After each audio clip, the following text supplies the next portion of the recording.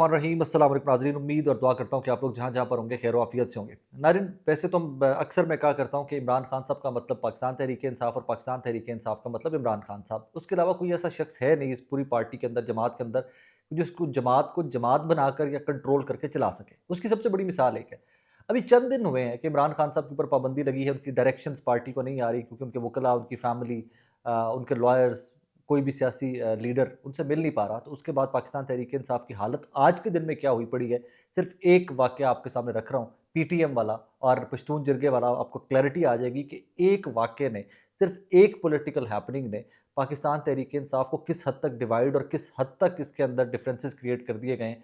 सिर्फ चंद दिन इमरान खान साहब की डायरेक्शंस के बगैर ये बिल्कुल लावारिस फिर रही है पाकिस्तान तहरीक इंसाफ इस टाइम के ऊपर। इनको कुछ समझ नहीं आ रहा कि हमने कहाँ पर जाना है, क्या करना है, क्या नहीं करना। एनीवेज, पश्तून जिरगा आपको पता है होने जा रहा था, 11 अक्टूबर को होने जा रहा था। विफाक ने उससे पहले 6 अक्टूबर को कालादम करार दे दिया पीटीएम को। उसके बाद आज केपी के हुकूमत जो पाकिस्तान तहरीक इंसाफ की है वो कहाँ पर खड़ी हुई है, और पॉलिटिकल कमेटी जो तमाम सियासी फैसले करती है पाकिस्तान तहरीक इंसाफ के, वो कहाँ पर खड़ी है। फिर पाकिस्तान तहरीक इंसाफ का अपना वर्कर खैबर पख्तूनख्वा का, वो कहाँ पर खड़ा हुआ है। इन तीनों की ज़रा अंडरस्टैंडिंग की क्लैरिटी के साथ थोड़ा इसको अंडरस्टैंड कीजिएगा कि ये तीनों कहाँ पर खड़े हैं और पाकिस्तान तहरीक इंसाफ एज अ पार्टी कितनी डिवाइडेड है। इससे एक चीज़ को लेकर मैं तीनों चीज़ें आपके सामने रख देता हूँ। सबसे पहले तो पाकिस्तान तहरीक इंसाफ की सियासी कमेटी का एलामिया है, उसके चंद पॉइंट्स में आपके सामने रख देता हूँ। सूबाई हुकूमत की मर्जी और मंशा इंतजामी हकूक में खुद मुख्तारी को खातिर में लाए बगैर एक सूबाई हुकूमत के लिए मसाइल पैदा करने की भी शदीद मजम्मत, मतलब कि विफाक जैसे डायरेक्टली पश्तून जिरगा जो है उसको इफेक्ट कर रहा है, उसको रोक रहा है, और उसकी वजह से सूबाई हुकूमत की मर्जी और मंशा इंतजामी हकूक और खुद मुख्तारी को खातिर में लाए बगैर एक सूबाई हुकूमत के लिए मसाइल पैदा करने की शदीद मजम्मत। ताकत के मकाना इस्तेमाल से टाउट आई जी के जरिए अवामी मैंडेट से महरूम नाअहल और नालायक गिरोह विफाक में बैठ कर मुसलसल इंतशार के बीज बो रहा है। बुनियादी सियासी समझबूर और फैसला साजी की सलाहियत से महरूम टाउट विफाक में बैठ कर वज़ीर दाखिला मुसलसल सूबाई मामलात में मुदाखलत कर रहा है, ब्ला ब्ला ब्ला। सियासी मामलात का हल अंधी ताकत से कशीद करना आमरीत की रिवायत है।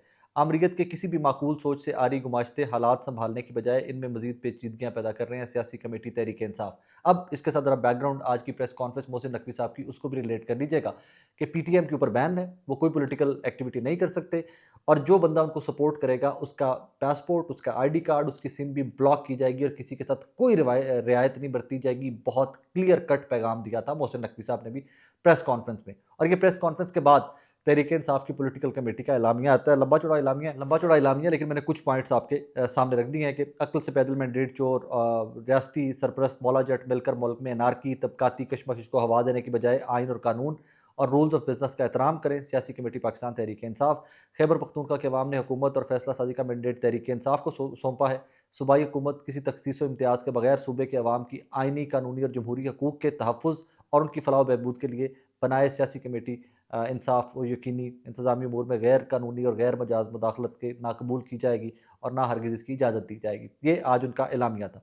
अब इसमें बड़ी सिंप्लिसिटी आ जाती है कि जब आप इसके साथ मिलाकर सलमान अकरम राजा साहब का स्टेटमेंट पढ़ लेते हैं, वो कहते हैं जी पीटीएम बैन हुई है, पीटीएम को चाहिए कि हाई कोर्ट जाए और इसके ऊपर पिटीशन में जाए, और मैं इसके ऊपर अपनी वफाकी हुकूमत के इस गैर आइनी हुक्म को हाई कोर्ट में चैलेंज करना चाहिए पीटीएम को, और मैं वकालत के लिए हाजिर हूँ। वफाकी हुकूमत की हिदायत पर आईजी और चीफ सेक्रेटरी खैबर पख्तूनख्वा के अहकामात को भी चैलेंज करना ज़रूरी है। ये पाकिस्तान तहरीक इंसाफ के सेक्रेटरी जनरल जनाब सलमान अकरम राजा साहब का स्टांस है इस पीटीएम वाले सारे इशू के ऊपर। अब इसमें दो तीन चीज़ें थी कि जब उन्होंने क्लैरिफाई किया, पीटीएम ने लिखकर जब उन्होंने खतूत लिखे सारे एंड ऑल दैट, तो उसके बाद मौलाना फजलुर रहमान साहब ने भी आज का जो इंसिडेंट हुआ है उसको, उसकी मजम्मत की मौलाना फजलुर रहमान साहब ने भी।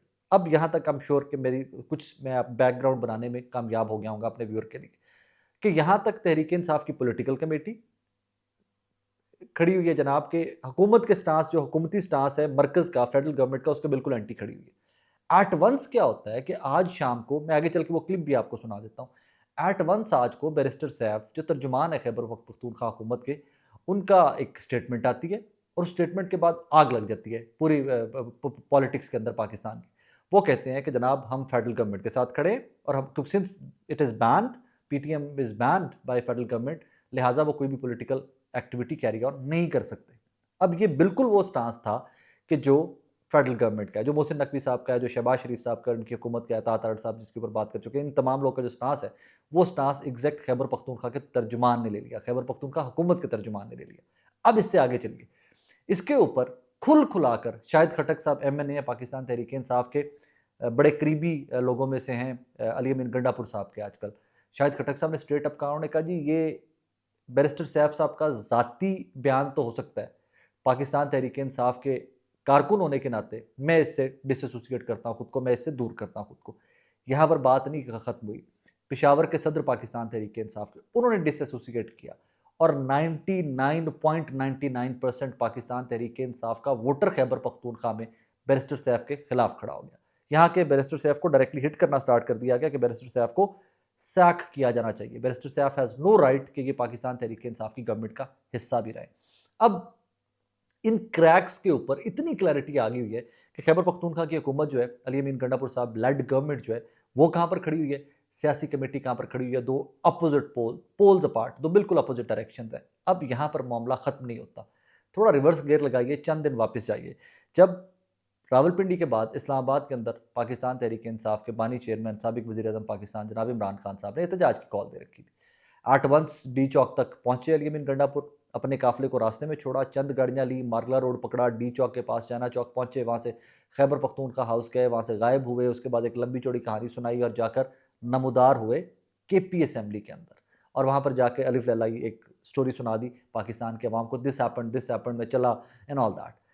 एट दैट टाइम इवन जो पॉलिटिकल कमेटी थी पाकिस्तान तहरीक इंसाफ की, उनका स्टांस फिर से क्लियर था कि जनाब एहतजाज ख़त्म नहीं हुआ, एहतजाज कॉन्टीन्यू रहेगा।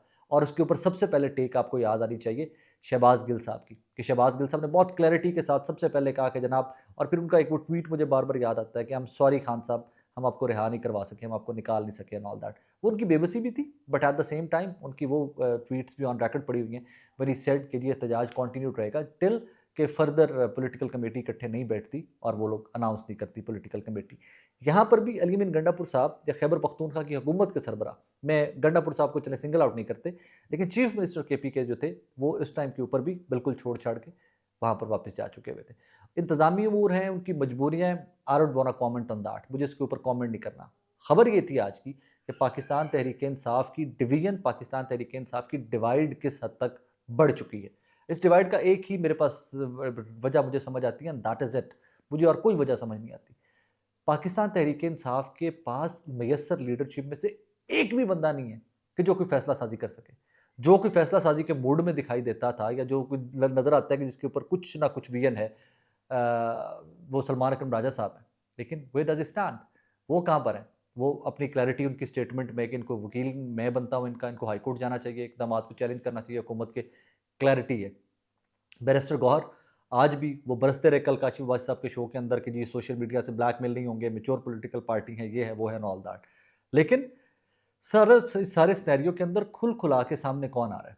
कोई बंदा खुल खुला के सामने नहीं आता, स्टेटमेंटें दे रहे हैं, भाग्य में गायब हैं, ऑल दैट। अब यहाँ पर अली अमीन गंडापुर को आपने ब्लेम करना है या बैरिस्टर सैफ को, क्योंकि this is the about time कि जितना प्रेशर खैबर पख्तूनख्वा के अवाम, खैबर पख्तूनख्वा में पाकिस्तान तहरीक इंसाफ का voter, not to forget Pakistan Tehreek Insaf को 2/3 मेजॉरिटी मिली हुई है खैबर पख्तूनख्वा के अंदर, एंड नॉट टू फॉरगेट कि एट दिस मोमेंट अगर पाकिस्तान तहरीक इंसाफ बैरिस्टर सैफ को नहीं निकालती हुकूमत से, डिसएसोसिएट नहीं करती, तो believe you mean days to come Pakistan Tehreek Insaf के वोटर का पारा KPK की हुकूमत, अली अमीन गंडापुर साहब लेड गवर्नमेंट और उस कैबिनेट, उस हुकूमत के ऊपर पारा चढ़ता जाना है, चढ़ता जाना है, चढ़ता जाना है। Remember one thing, Khyber Pakhtunkhwa की गवर्नमेंट की रिसेंट परफॉर्मेंस क्या है, डिबेटेबल है, लेकिन बज़ाहिर परफॉर्मेंस कुछ भी नहीं है। उसके बहुत सारे वजूहात आप दे सकते हैं कि उनके पास फंड्स नहीं है, उनको विफाक कोऑपरेट नहीं कर रहा, विफाक अफसरान उनकी मर्ज़ी के नहीं लगा रहा, वो एक पॉलिटिकल मैस में फंसा हुआ सूबा है, वो दहशतगर्दी की जद में आया हुआ सूबा है, बहुत सारे जवाब आप दे सकते हैं। लेकिन उन तमाम जवाज़ों के होते हुए खैबर पख्तूनख्वा की आवाम पाकिस्तान तहरीक इंसाफ के साथ डट के खड़ी हुई थी। इस एक मामले के ऊपर आकर बैरिस्टर सैफ की स्टेटमेंट और जो पॉलिटिकल कमेटी की स्टेटमेंट है, इनमें जो खलफशार है ना, इनमें जो डिफरेंस है, इनमें जो जो पोल्स अपार्ट दो ओपिनियन चल रहे हैं इसके ऊपर आकर, इसके ऊपर प्योरली नुकसान खैबर पख्तूनख्वा की हुकूमत का हुआ है। मेरी अंडरस्टैंडिंग बड़ी क्लियर है इसके ऊपर, मैं गलत हो सकता हूँ, इन डेज टू कम साबित होगा कि या तो कोई 1, 2, 5, 10% वोटर भी तहरीक इंसाफ का साथ खड़ा होता बैरिस्टर सैफ साहब की स्टेटमेंट के, उसको सेकंड करता, समझ आती थी। किसी भी मुल्क के सहाफ़ी की ट्वीट उठाकर देख लीजिए, उनका तज्ज़िया उठाकर देख लीजिए, तो बैरिस्टर सैफ ने एक एलियन, मतलब लगता है कि एलियनेटेड है वो, किसी और दुनिया में जो उन्होंने ये स्टेटमेंट का स्टांस लिया है। लेकिन बहुत क्लियरली ये स्टेटमेंट उन्होंने खैबर पख्तूनख्वा की हुकूमत के बिहाफ पे दी है। पर्सनल कैपेसिटी में नहीं दी, पर्सनल कैपेसिटी में देते तो बताते कि भाई this is my personal opinion, this is my opinion. लेकिन ये खैबर पख्तूनख्वा की हुकूमत के बिहाफ के ऊपर है। सो इन डेज टू कम मुझे लगता है कि खैबर पख्तूनख्वा की हुकूमत या पाकिस्तान तहरीक इंसाफ इटसेल्फ बहुत अजीब से हालात वाक़यात के अंदर फंसती जा रही है, और ये इस दलदल में से निकलना इस लीडरशिप के लिए बहुत ही मुश्किल काम होगा। It be very very honest, इनके लिए बहुत ही मुश्किल काम होगा। रीज़न येट अगेन मेरे पास एक ही इसकी दलील है कि इमरान खान साहब के पास ही वो विल पावर थी, इमरान खान साहब के पास ही वो विजन था, इमरान खान साहब के पास ही वो फोर्स की अथॉरिटी थी कि वो जो कहते थे उसके ऊपर अमल होता था। इनमें से कोई बंदा एक दूसरे को, तो मुझे लगता है, लीडर मानने को भी तैयार नहीं है। जो लोग मैसर है बाहर, और ये कोई एक तरफ इस तरफ जा रहा है, कोई किस तरफ जा रहा है। आए दिन पॉलिटिकल कमेटी के अंदर की लड़ाइयाँ जो हैं वो भी रिपोर्ट होती हैं, लेकिन मैं उस तरह की छोटी मोटी चीज़ें जो होती हैं ना, जो इस तरह के arguments and all that, I don't report them. मुझे I don't feel okay reporting all that.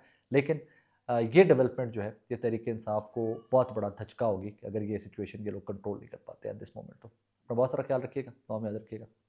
अल्लाह हाफिज़।